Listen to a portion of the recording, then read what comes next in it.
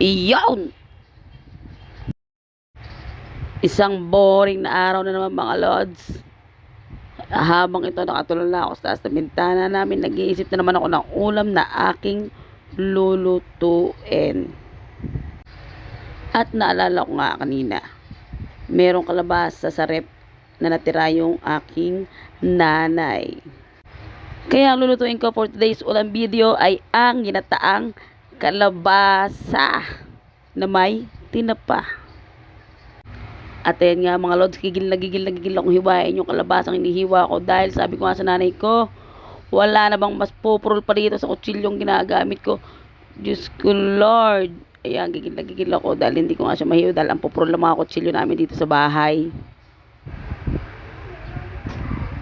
At ito na nga pala yung mga sangkap na ating gagamitin mga lods. Ayan yung gata. Nahimay ko na rin yung tinapa. Nahimay ko na yung sitaw, yung malunggay. Nahiwa ko na yung red bell pepper, yung luya, sibuyas, at bawang. Sinorkat ko na nga lang itong aking video mga lods dahil ang dami kong binura dahil nag full memory na ako. At ayan nga mga lods, ginisa ko na yung ating mga pampalasa. Hindi talaga ako nagpapawala ng bell pepper sa kahit anong ulam, sabaw, kahit ano pa yan, dahil mahilig ako dyan. Hindi naman nagbabago yung lasa ng ulam kahit lagyan mo ng ganyan. Super healthy pa yan mga lods. Kahit yung mga anak ko kumakain yan, gusto nila yan. At ayan nga, ginisa ko na yung tinapa. Ayoko masyadong tusta yung parang piniprito siya kasi ayoko yung masyadong mamantika pa nagluluto ako ng ganyan dahil nga yung tatay ko bawal na sa kanya. At saka para malambot lang din yung ating isda.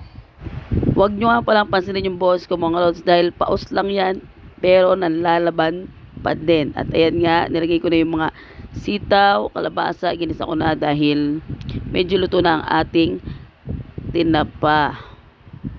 Swak na swak sa budget to mga lods, lalo na sa mahal ng bilihin ngayon. Yung 1,000 mo, 500 mo, pag dila mo sa palengke, tila hinahangin na lang.